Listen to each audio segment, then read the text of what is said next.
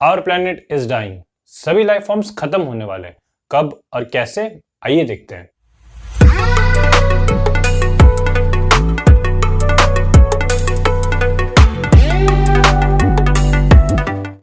Hello everyone, I am Sushant.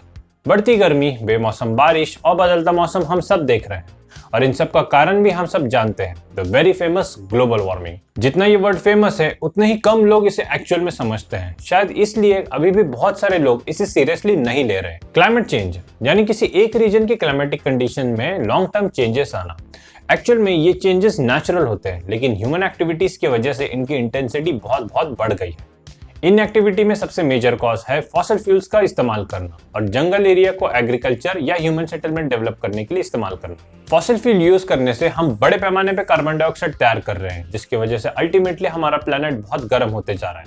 साथ ही जो चीज कार्बन डाइऑक्साइड एब्जॉर्ब करती है, हम उसे भी काट काट के कम कर रहे हैं। 1800 से जैसे इंडस्ट्रियल रेवोल्यूशन चालू हुआ, मानो हम इंसानों ने इस प्लेनेट को अपनी प्राइवेट प्रॉपर्टी मान ली। हम एनर्जी के लिए फॉसिल फ्यूल्स बर्न करते गए और उसी एनर्जी को एग्जीक्यूट करने के लिए जमीन की खोज में जंगल काटते गए। कोई सेंस है इस बात की? हमें बहुत लग रही थी उस टाइम। 1896 में स्वीडिश साइंटिस्ट सवांते अरहिनस ने सबसे पहले प्रेडिक्ट किया था कि बढ़ते एटमॉस्फेरिक कार्बन डाइऑक्साइड के लेवल्स हमारे प्लेनेट के लिए खतरे की बात है। फिर 1938 में ब्रिटिश इंजीनियर गाय कैलेंडर ने सबसे पहले बढ़ते कार्बन डाइऑक्साइड लेवल्स और बढ़ते टेम्परेचर को लिंक किया था।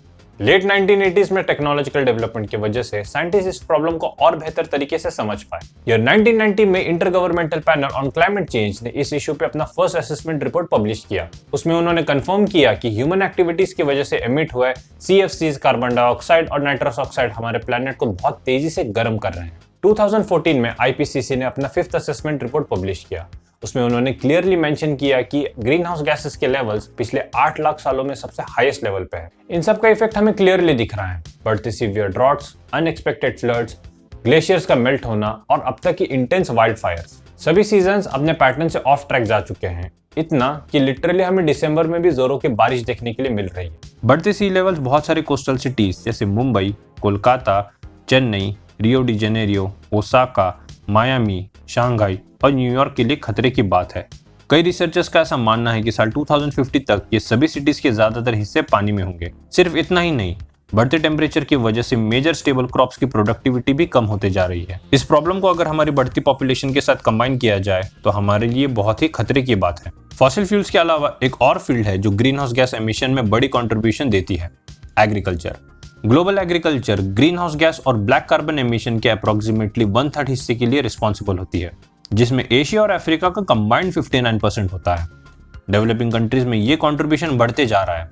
फॉर एग्जांपल 1990 में यूरोप का कंट्रीब्यूशन 21% और एशिया का 38% था। आज यूरोप का 12% है और एशिया का 44%। इन सब के लिए 3 इमीडिएट स्टेप्स लेना बहुत जरूरी है। फर्स्ट, एशिया की ज्यादातर डेवलपिंग कंट्रीज में जहां पूरे प्लैनेट के 90% राइस नीड्स पूरे किए जाते हैं, फ्लडेड पैडी प्रोपोगेशन बंद करके SRI यानी system for rice intensification techniques की ओर शिफ्ट होना होगा। ऐसा करने से हम फ्लडेड पैडीज में एनाएरोबिक डिकम्पोजिशन से तैयार होने वाले मीथेन को, जो ग्लोबल ग्रीन हाउस एमिशन में 10% कंट्रीब्यूशन करता है, उसे एलिमिनेट कर पाएंगे। सेकेंड, सभी डेवलपिंग कंट्रीज को एग्रीकल्चरल वेस्ट का ओपन फील्ड बर्निंग बंद करना होगा। यह हर साल कार्बन डाइऑक्साइड के मिलियंस ऑफ टन्स तैयार करता है।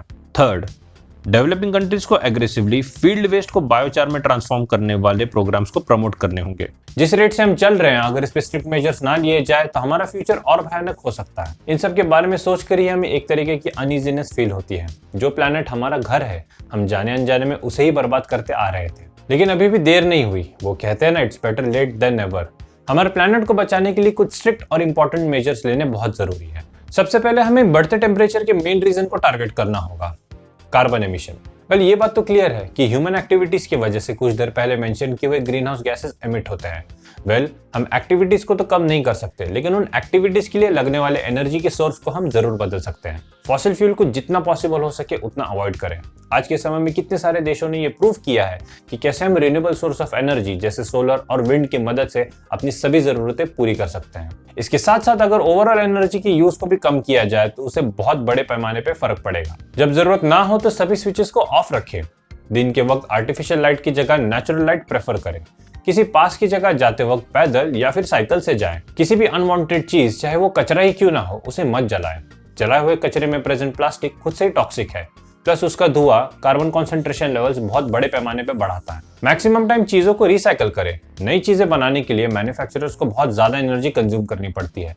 रिसाइकल करने की वजह से हम उस कंजम्पशन को भी कम कर सकते हैं। सिर्फ ग्रीन हाउस गैसेस के सोर्सेज को कट करने से नहीं चलेगा, जो प्रेजेंट है उन्हें भी कम करना होगा। डिफॉरेस्टेशन बंद करके अफॉरेस्टेशन करना भी बहुत जरूरी है। जितने ज्यादा पेड़ होंगे उतना ज्यादा एटमॉस्फेयर से कार्बन डाइऑक्साइड एब्जॉर्ब होगा। हम इंसानों की अगर करंट पॉपुलेशन के हिसाब से देखा जाए तो हमारे लिए 1 साल का ऑक्सीजन बनाने के लिए हमें $800 ट्रिलियन खर्च करने पड़ेंगे। पेड़ यही काम फ्री में करते हैं। जैसे प्लांट सिटीज और पार्क्स बनते हैं, वैसे ही प्लांट जंगल्स और सेंचुरीज बनाने में हमारी भलाई है। मैं ये बात अच्छे से जानता हूँ कि ये सभी बातें शायद आप पहली बार नहीं सुन रहे, लेकिन मेरा ऐसा मानना है कि इस इशू पे जितना ज्यादा ध्यान दिया जाए उतना अच्छा है, और जो लोग इन सभी बातों से अभी तक अनजान हैं उन तक ये बात पहुंचाई जाए। सो इस वीडियो को जितना हो सके प्लीज उतना शेयर करें। इस वीडियो के स्टार्ट में मैंने एक बात कही थी कि हमारा प्लैनेट खत्म हो रहा है, जो बिल्कुल सच है। सभी प्लैनेट्स अपने लाइफ स्पैन के बाद खत्म ही हो जाते हैं। साइंटिस्ट द्वारा ये कैलकुलेट भी किया गया है कि अभी भी अर्थ के पास कम से कम 1.75 बिलियन ईयर्स से लेकर 3.25 बिलियन ईयर्स तक लाइफ सपोर्ट करने की कैपेसिटी बची है। लेकिन जिस चेंजेस ये प्लैनेट गुजर रहा है, भले ये प्लैनेट जिंदा रहे, लेकिन इसके ऊपर के कंडीशन की वजह से हम इंसान ना हो। सो आइए हम मिलकर छोटे छोटे कदम लें और अपने प्लैनेट पे बड़ी और अच्छी छाप छोड़े, जिसकी वजह से हमारा प्लैनेट और सभी लाइफ फॉर्म्स बच पाए। आपको क्या लगता है, हमें क्लाइमेट चेंज से कैसे लड़ना चाहिए? कमेंट करके जरूर शेयर करें। अगर ये वीडियो पसंद आया हो तो प्लीज इसे लाइक करें और अपने फ्रेंड्स और फैमिली के साथ शेयर करें।